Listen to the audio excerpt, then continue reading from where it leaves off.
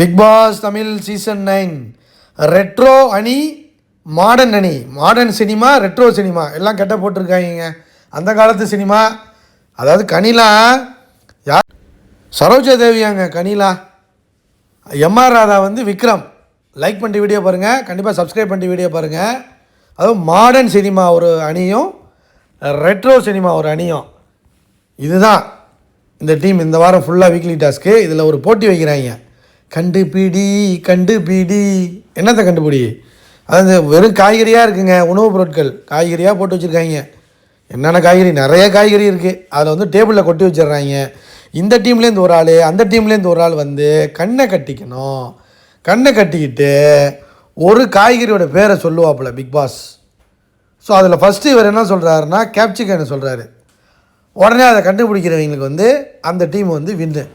So இது மாதிரி அதிகமாக எந்த அணி கண்டுபிடிக்குதோ அந்த அணிக்கு தான் இந்த டாஸ்கோட பரிசு அப்படின்னு சொல்லிடுறாரு.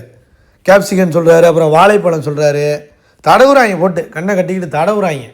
வாழைப்பழத்தை கூட தடவுவீங்களாடா? என்னத்தை கண்டுபிடிக்கிறாங்க, எதை கண்டுபிடிக்கிறாங்கன்னு தெரிலங்க. அதில் இந்த டாஸ்க் லெட்டரை சரோஜா தேவி மாதிரியே படிக்கிறாங்களாம் கனி. இதெல்லாம் வந்து அதான் பார்க்கும்போது சொல்கிறேன், பார்த்துட்டு சொல்கிறேங்க, எபிசோடு பார்த்துட்டு சொல்கிறேன். கேவலமாக இருக்குது. அதான் சொல்கிறேன்ல, டாஸ்க்கை அவங்க கெடுத்துருவாங்க எப்போதும். இந்த வாரமாச்சும் கெடுக்காமல் இந்த மாடர்ன் சினிமாவையும் இந்த பழைய சினிமா ரெட்ரோ சினிமாவையும் கொஞ்சம் பார்த்து ஒரு கண்டென்ட் கொடுத்தாங்கன்னா நல்லாயிருக்கும்.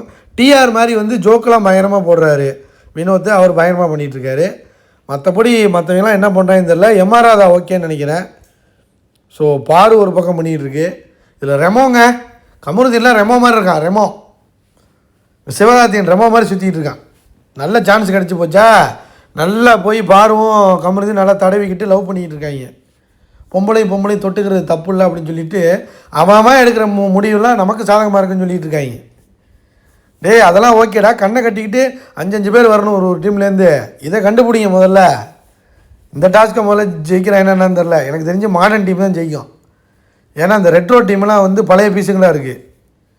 ஸோ ரெட்ரோ டீமும் ஜெயிக்கிறதுக்கான வாய்ப்புகள் கிடையாது.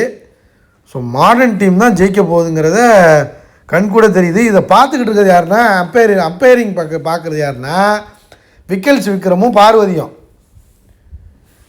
கால கொடுமையை பாருங்கள், சும்மாவே பார்ப்பாங்க, அதில் ஒரு கண்டென்ட் க்ரியேட் பண்ண பார்ப்பாங்க. இப்போ இவங்க 2 பேரும் ஜட்ஜாக போட்டால் என்ன பண்ண முடியும்?